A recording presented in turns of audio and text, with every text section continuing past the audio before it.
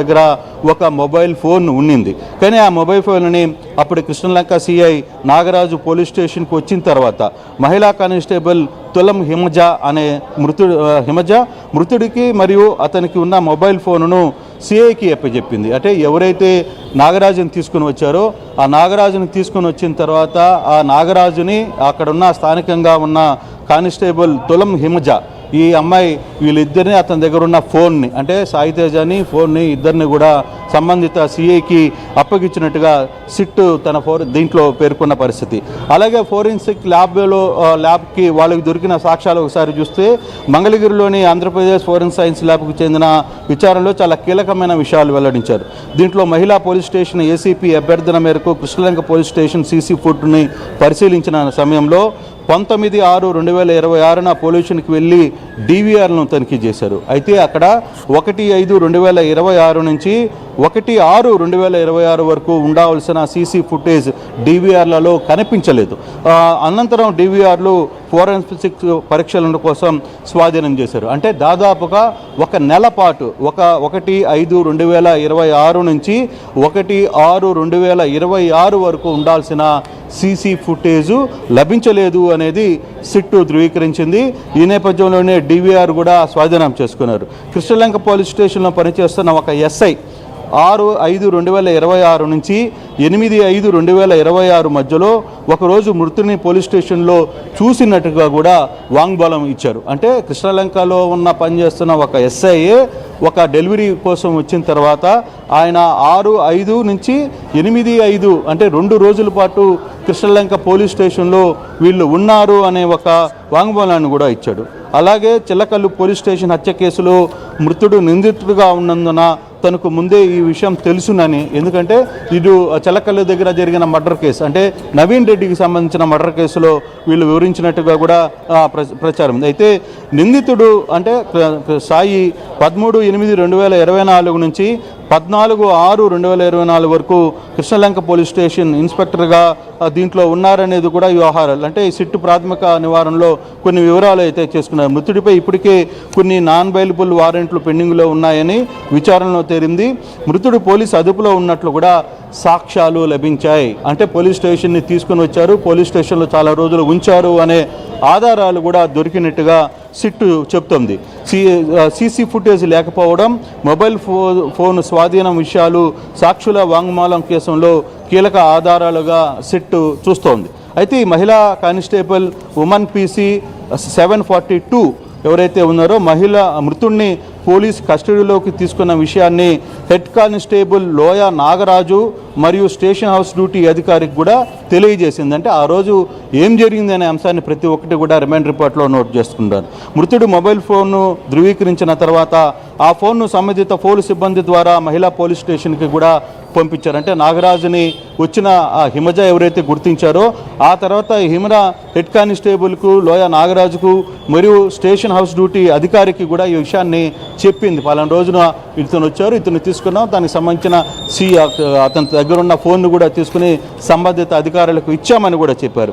6/5/2026 ఉదయం నిందితుడు కృష్ణలంక పోలీస్ స్టేషన్కి వచ్చిన తర్వాత మహిళా కానిస్టేబుల్ మృతుడిని మరియు అతని మొబైల్ని నిందితులకు అప్పించింది, అంటే నాగరాజుకి ఇచ్చింది అనేది. సో ఈ వ్యవహారం ఇలా చూసుకుంటూ పోతే కస్టడీలో ఉన్న తర్వాత చట్ట ప్రకారం ఆలస్యం చేయకుండా మెజిస్ట్రేట్ ముందు హాజరుపరచాల్సి ఉంది. అయితే అతన్ని ఏ మెజిస్ట్రేట్ ముందు కూడా హాజరుపరచలేదు సిఐ నాగరాజు అనేది ఒక క్లారిటీగా ఉంది. ఇలా ఎందుకు చేయలేదు అన్న విషయం మీద ఎటువంటిమైన వివరణ కూడా నాగరాజు నుంచి రాలేదు అనేది సిట్టు పేర్కొంటుంది. మరోవైపు మొదటి వారంలో తన కుమారుణ్ణి పోలీసులు పట్టుకొని కృష్ణలంక పోలీస్ స్టేషన్కు తీసుకువచ్చారని తెలుసుకున్న మృతుడి తల్లి స్టేషన్కి వెళ్ళింది. అక్కడ తన కుమారుడు లాకప్లో తీవ్రమైన గాయాలతో ఉన్నట్లు చూసినట్లు తెలిపింది. తన కుమారుడిని విడుదల చేయమని కోరగా నిందితుడు తీవ్ర పరిణామాలు ఎదుర్కోవాల్సి వస్తుందని బెదిరించాడు. ఆమెతో అసభ్య పదజాలంతో దురుసుగా ప్రవర్తించాడని కూడా సిట్టు ఈ విషయంలో కోరుకుంది. మరోవైపు మృతుడు తల్లి తన సోదరి అయిన న్యాయవాదికి తన కుమారుణ్ణి కృష్ణలంక పోలీసులు అక్రమంగా నిర్బంధించారని చెప్పింది. అనంతరం మృతుడు తల్లి, ఆమె సోదరుడు మరియు మరికొంత న్యాయవాదులు కలిసి కృష్ణలంక పోలీస్ స్టేషన్కి వస్తారు.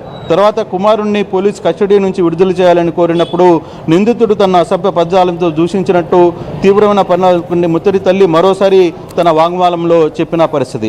కృష్ణలంక పోలీస్ స్టేషన్లో పనిచేస్తున్న సబ్ ఇన్స్పెక్టర్ 6/5/2006 నుంచి 8/5/2026 మధ్య ముత్తుడిని పోలీస్ స్టేషన్లో చూసినట్టుగా ఆయన కూడా వాంగ్మూలం ఇచ్చిన పరిస్థితి. సాయికృష్ణను పోలీస్ స్టేషన్లో తీసుకుని నిందితుడిని కస్టడీకి అప్పగించినట్టుగా సాక్ష్యాలు ఉన్నాయి. చట్ట ప్రకారంలో కోర్టులో హాజరుపరచకపోవడం ఒక కీలక అంశంగా దీన్ని పరిగణిస్తున్నారు.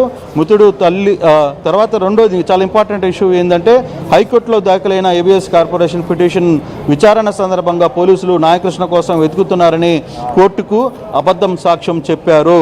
అయితే అప్పటికే అతను పోలీసుల అదుపులో ఉన్నాడనే విషయాన్ని వెల్లడించలేదనేది సిట్ క్లియర్గా చెప్తుంది. దీనివల్ల కోర్టుకు తప్పుడు లేదా అసంపూర్ణ సమాచారం అందించినట్టుగా, అంటే రాంగ్ ఇన్ఫర్మేషన్ కోర్టుకి అందించారు. కోర్టు కోరినప్పుడు కూడా మా దగ్గర లేడు అనే సమాచారాన్ని అందించారు అనేది చాలా క్లియర్గా చెప్తుంది.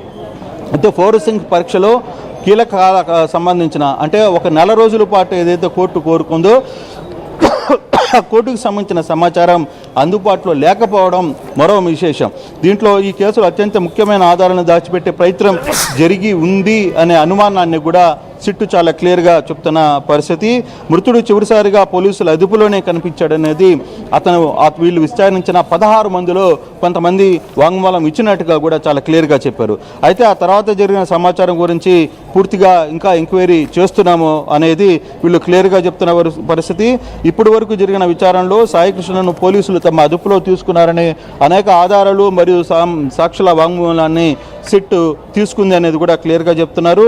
మరోవైపు అధికార రికార్డులో అతన్ని కస్టడీ గురించి ఎలాంటి నమోదు లేకపోవడం అనుమానంగా ఉంది. అంటే అతను కస్టడీలో 10 రోజులు ఉంచుకున్నా కూడా ఎక్కడ రిపోర్ట్లో కావచ్చు, ఎక్కడ దీంట్లో ఎక్కడ కూడా దానికి సంబంధించిన ఒక్క సాక్ష్యం కూడా సిట్టు సేకరించలేకపోయింది. అంటే వాటి ఈ సాక్ష్యాలన్నింటిని కూడా మాయం చేశారు అనేది.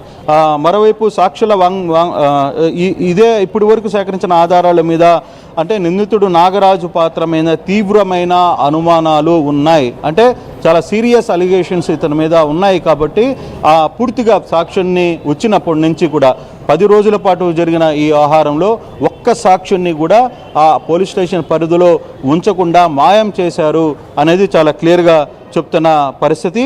ఇప్పుడు వరకు జరుగుతున్న వ్యవహారంలో ఇప్పటికీ మృతదేహం లభించలేకపోవడం, దాన్ని దాచిపెట్టడం లేదా ఎక్కడికైనా తరలించడం జరిగిన అవకాశాన్ని విచారణలో విచారిస్తున్నాం. అంటే ఇంకా డెడ్ బాడీ ఐడెంటిఫై దొరకలేదు.